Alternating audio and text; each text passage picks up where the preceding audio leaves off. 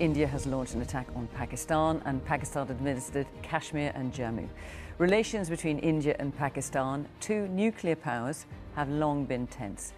In consonance with Article 51 of the United Nations Charter, Pakistan reserves the right to respond in self-defense at time, place and manner of its choosing, to avenge the loss of innocent Pakistani lives and blatant violations of its sovereignty.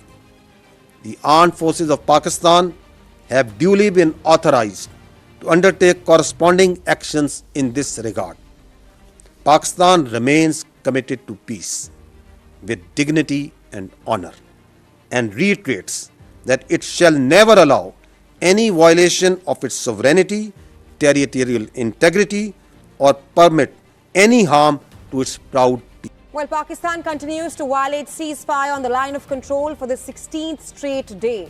15 people are now killed with 43 injured in Poonch. On May 6, 2025, India launched a series of airstrikes on Pakistan and Pakistan-administered Kashmir, targeting what it described as terrorist infrastructure. In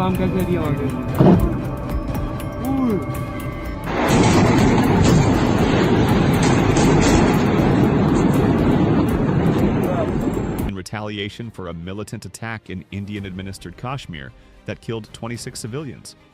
Pakistan condemned the strikes as an act of war and vowed to respond. In retaliation, Pakistan claimed to have downed 5 Indian fighter jets and engaged in artillery exchanges along the line of control, resulting in civilian casualties on both sides. 5 Indian aircrafts, including 3 Rafale, 1 Su-30 and 1 MiG-29 have been shot down, and 1 Heron drone has also been shot down. I would also like to emphasize that all of these engagements have been done as a defensive measure.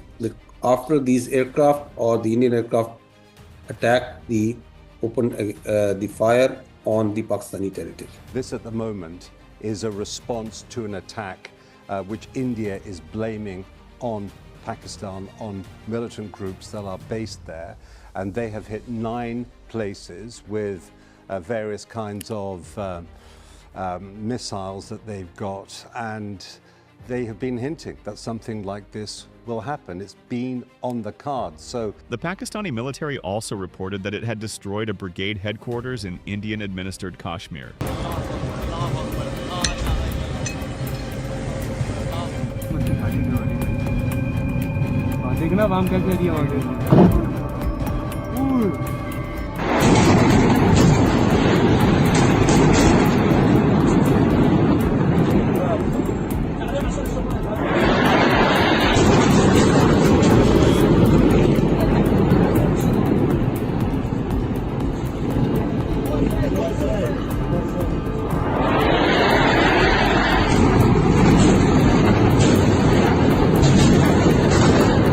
Pakistan's Prime Minister Shehbaz Sharif authorized corresponding actions and vowed to avenge the deaths of civilians. The situation has escalated tensions between the two nuclear-armed neighbors, raising concerns about the potential for a catastrophic conflict. The airstrikes, named Operation Sindoor by India, targeted 9 sites across Pakistan and Pakistan-administered Kashmir.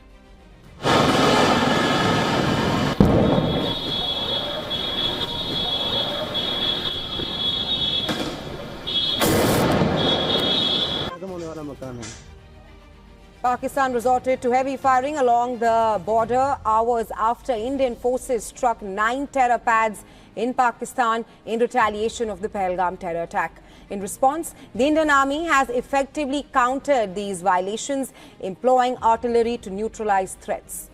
The ongoing ceasefire violations have resulted in major civilian casualties.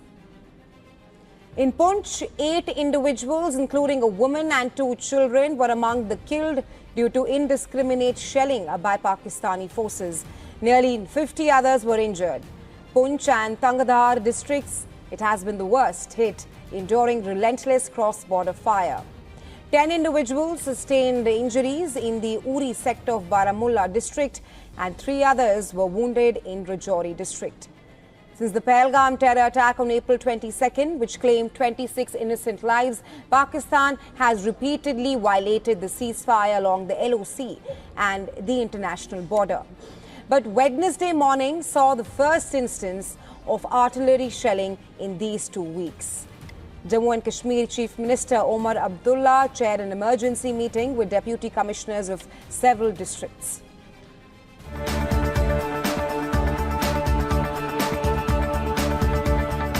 What I have the details as far as ground operations are concerned, that Pakistan has engaged the Indian troops at multiple locations of line of control, and we have successfully not only taken on them, neutralized them at multiple locations, and we have visuals of a lot of damage that is coming across the line of control of their bunkers, of their posts, of their units and other locations.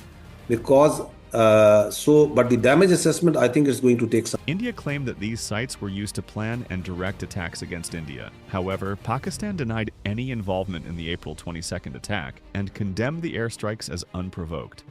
The Pakistani military reported that at least 31 civilians were killed and 46 others injured in the attacks and ensuing cross-border shelling. Pakistan responded by carrying out artillery attacks across the line of control, reportedly killing at least 15 civilians. Pakistan's military claims to have shot down 5 Indian fighter jets, including 3 Rafales, 1 MiG-29, and 1 Su-30 MKI. Well, look, so far the only details that we're getting here in India are actually from the Indian government and not the army. And what they're saying is that they have hit 9 targets in Pakistan. They're saying that these targets were in fact militant targets. They are saying that they did not target the Pakistan military. And they're saying that right now, actually, we're getting some reports of artillery shelling happening between the two countries at some points along the line of control. A French intelligence source confirmed that a Rafale jet was among those downed, marking the first loss of a Rafale in combat. Both India and Pakistan possess nuclear weapons, with estimates suggesting that India has approximately 130 to 140 warheads, and Pakistan around 170 to 200. Pakistan's military doctrine includes the potential use of nuclear weapons if it perceives an existential threat. The escalation of hostilities has raised fears of a nuclear conflict, with experts warning that continued tit-for-tat strikes could lead the region into unprecedented conflict. And now really what's going to happen is everyone's looking towards Pakistan in terms of what kind of retaliation we may see. Now remember, it's been 12 days since that attack that happened targeting all these tourists, and many people have been wondering about what was going to happen between India and Pakistan. Remember, along this line of control, there has been quite a long ceasefire that has clearly been breached, and so now there's a real concern in terms of what Pakistan's response may be to what's just happened. Forces, the ground forces, the air force are giving all the necessary responses to defend the territorial integrity and sovereignty of the Pakistan.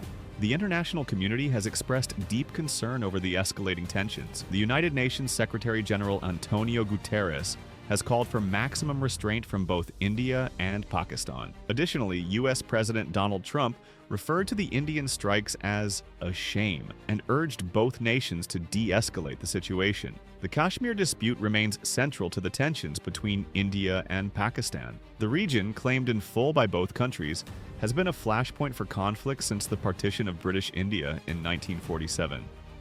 The recent escalation underscores the fragility of peace in the region and the potential for a catastrophic conflict if diplomatic efforts fail. In conclusion, the recent airstrikes by India and the subsequent retaliation by Pakistan have significantly heightened tensions between the two nations. With both countries possessing nuclear weapons and a history of conflict, the risk of a catastrophic war is a serious concern.